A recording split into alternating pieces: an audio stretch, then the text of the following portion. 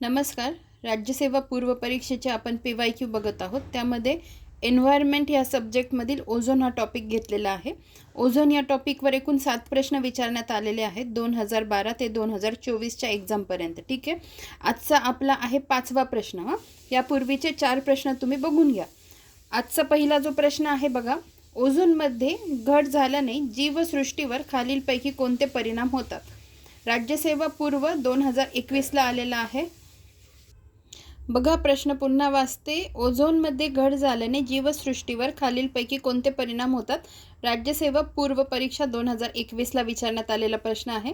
माणसाच्या रोगप्रतिकारक क्षमतेचे नुकसान, वनस्पतीची वाढ खुंटणे, तापमानात वृद्धी, मोतीबिंदू होण्याचे कारण. ठीक आहे. आता याचं उत्तर जे आहे ते ऑल ऑफ द अबाव म्हणजे वरील सर्व.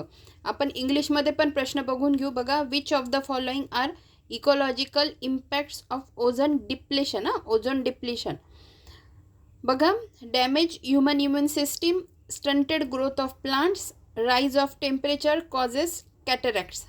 आन्सर ऑप्शन्समध्ये काय? All of the above.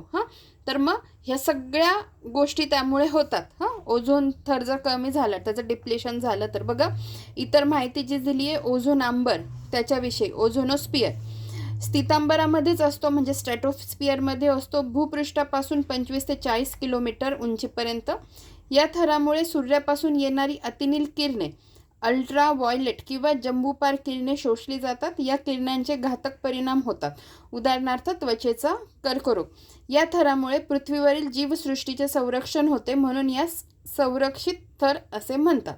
धन्यवाद.